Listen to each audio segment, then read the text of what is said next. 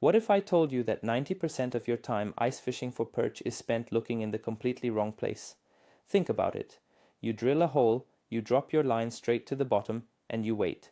But the biggest, meanest jumbo perch are often cruising just inches under your feet, right below the ice.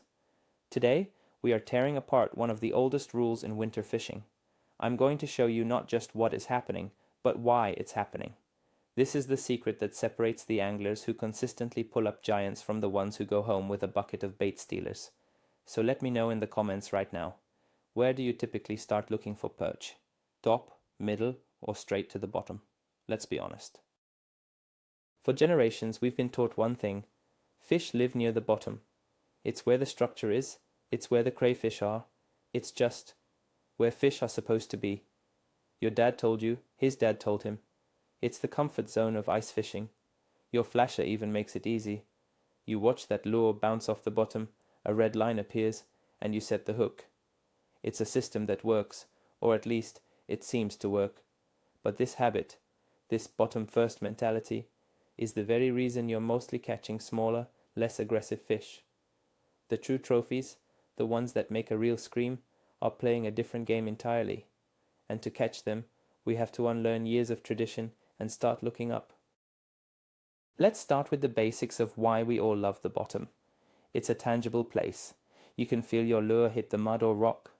On your electronics, it's a big solid red line. It's a landmark. It feels safe and predictable. You can rest your lure there, puff it in the silt, and create a disturbance. This is classic ice fishing 101. Think about a quiet morning on the ice.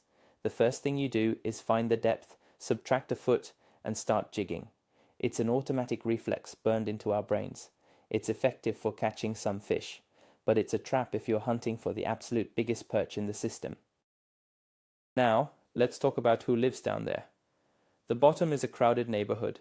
It's full of smaller, aggressive perch, bluegills, and other panfish. They are all competing for the same limited food sources like bloodworms or larvae in the mud. So when you drop your jig down there, you're entering a chaotic free-for-all. The fish that gets to your bait first is usually the fastest and most aggressive, which is almost always the smaller juvenile fish. They haven't learned to be cautious yet. The bigger, wiser perch often avoid this intense competition. They are smarter and more energy efficient. Imagine being a big mature perch, a true jumbo. You're a predator, not a scavenger. Wasting energy fighting off a dozen smaller fish for a tiny morsel in the mud isn't a good survival strategy. It's like a professional athlete competing in a middle school gym class. It's just not efficient. These larger fish have learned that there's a much better, higher protein buffet happening elsewhere. They separate themselves from the crowd, and that elsewhere is often much, much higher in the water column than you think. So, let's get into the first big reason: oxygen. As winter progresses, the decaying weeds and organic matter on the bottom of the lake consume oxygen. This can create zones with low oxygen levels, especially in late winter. While smaller fish might tolerate it, larger fish with higher metabolic needs will actively avoid these areas. They seek out more comfortable, oxygen-rich water. And guess where the most stable, oxygenated water is? Right near the surface, just under the ice, where the water is in contact with the frozen layer. This brings us to our next point, which is light penetration. Perch are primarily sight feeders. They have excellent vision. The snow and ice on the surface act like a giant diffuser, scattering the sunlight. The clearest water with the best visibility for hunting is often in the top third of the water column. A big predatory perch can hang out just a few feet under the ice and get a perfect bird's eye view of everything below it. It can spot bait fish from a distance and plan its attack, using the bright underside of the ice as a backdrop to silhouette its prey. Think about it from the perch's perspective. Hanging 10 feet down gives you a massive cone of vision. You can see bait fish moving dozens of feet away. But if you're sitting with your belly in the mud, your vision is limited to what swims directly in front of your face. It's the difference between standing on a hilltop to scout and crawling through a ditch. The big, smart predators will always choose the strategic advantage. They position themselves where they can see the most and expend the least amount of energy to find a meal. Now, for the most important reason of all, the food source. What are big perch eating in the winter? They're not just grubbing for worms, they're hunting other fish. They're looking for shiners, smelt, or young of the year baitfish. And where do these baitfish schools often suspend in the winter? You guessed it. They are high in the water column. They are following their own food source, which is often microscopic zooplankton. These tiny organisms migrate up and down based on sunlight. So, the baitfish follow the plankton, and the monster perch follow the baitfish. Picture this scenario. A massive school of emerald shiners is suspended 15 feet down over 30 feet of water. They're just hanging out, comfortable and feeding. Do you think a 2-pound jumbo perch is going to ignore that easy meal to go dig in the mud for a maggot? Absolutely not. That school of shiners is a walking buffet. The perch will position itself just below or to the side of that school, waiting for one to make a mistake. They become wolf packs, cruising the open water just under the ice, following the food. This behavior is especially true during stable, high-pressure weather systems. On those bright sunny winter days, the whole ecosystem can shift upwards. The sunlight energizes the plankton, which brings the baitfish up, which in turn brings the predators up. Your buddy might be sitting in his shack complaining that the bite is dead because he's been staring at a dead-looking bottom on his flasher for 3 hours. Meanwhile, the real action, the trophy hunt, is happening 25 feet above his lure. So, how do you actually find these high-riding giants? It starts with changing how you use your electronics. When you get to a new hole, don't just drop your transducer and let the lure plummet to the bottom. Stop it about 5 feet down. Then, turn up the gain or sensitivity on your fish finder. Your goal is to see the entire water column, not just the bottom 6 inches. You need to train your eyes to look for faint lines or flickers in that big empty space between the ice and the lake bed. Those faint marks you used to ignore, thinking they were just interference or tiny baitfish, they could be the trophy perch you're looking for. A big perch that isn't moving much can show up as a surprisingly thin, faint line. It won't always be a big, thick red bar like you see on the bottom. You have to learn to trust those suspended marks. If you see a flicker at 12 feet, don't ignore it. Reel up immediately and put your lure right in front of its face. You'll be shocked at how often that faint line turns into a violent strike. A great technique is to use your lure as a scout.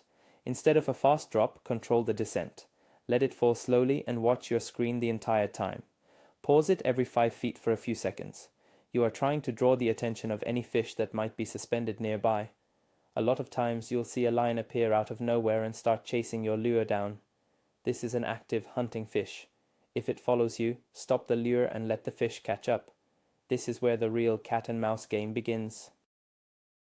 The lures you use for suspended fish can also be different. While a heavy tungsten jig is great for getting to the bottom fast, it can be too aggressive for neutral fish hanging high in the column. Try something with more flutter and hang time.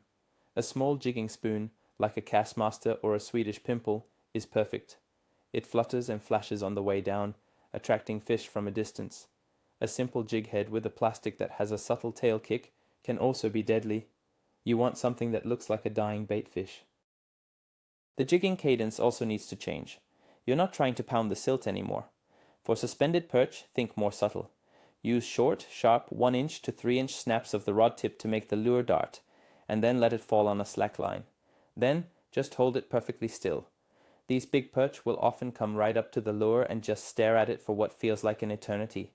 The slightest twitch or jiggle at the right moment is what triggers the bite.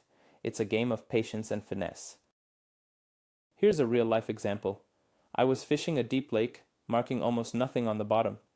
My buddy, who was set in his ways, was getting frustrated. I decided to reel up my lure to about 10 feet below the ice, over 60 feet of water. It felt crazy. My flasher screen was completely blank except for my lure. I just held it there, shaking it lightly. After about 2 minutes, a thin red line appeared and slowly rose to my jig. I held my breath, gave it one tiny quiver, and the rod doubled over. It was a 15-inch monster perch. That one fish changed everything. We spent the rest of the day targeting the top 15 feet of the water column and put some of the biggest perch of the season on the ice. Meanwhile, other anglers around us, all fishing the bottom, caught almost nothing. It's a perfect illustration of the concept. The school of giants was there the whole time. They were just hunting in a completely different zone that everyone else was ignoring. It was a total paradigm shift. This strategy isn't just for deep water either. It works on shallow lakes too. In a 10-foot deep bay, the biggest perch might be sitting just 2 or 3 feet under the ice. They use the ice as cover, just like they would use a weed edge or a dock in the summer. They feel safe and have a perfect vantage point to ambush any minnows that swim by. So even if you're in shallow water, don't neglect that top layer. It's prime real estate for predators. So, the new rule is this. When you drill a hole, the first minute is dedicated to the top of the water column. Before you even think about the bottom, you check the top. Work your way down in 5-foot increments. Spend a minute or two at each level. Only after you have thoroughly scanned the upper half of the water column and found nothing, should you even consider dropping to the bottom. You are essentially flipping the traditional process on its head, and it will pay off. Don't be afraid to be the weird one on the lake. Your friends might look at you funny when you're fishing 5 feet under the ice over 40 feet of water. Let them. When you start pulling up jumbo after jumbo, their laughter will turn into questions. They'll want to know your secret, and the secret is simple. You stopped fishing where you thought the fish should be, and you started fishing where they actually are. You adapted to the fish, instead of trying to make the fish adapt to you. Remember, ice fishing is a puzzle, and the biggest pieces of that puzzle are fish behavior and location. By understanding why a big perch would choose to suspend under the ice, you gain a massive advantage. You're no longer just dropping a lure and hoping. You are making a calculated, strategic decision based on oxygen, light, and the location of the food. You're thinking like a predator. And that, my friends, is how you stop catching dinks and start hunting for giants. So, let's bring it all home. We have been conditioned for years to believe that the action is on the bottom. But the hard truth is, for trophy perch, the opposite is often true. The biggest, smartest fish are frequently cruising right under our boots, suspended high in the water column. They're following the best oxygen, the best light for hunting, and most importantly, they are following the schools of baitfish. The most critical takeaway here is to stop treating the water between the ice and the bottom as empty space. It is the primary hunting ground.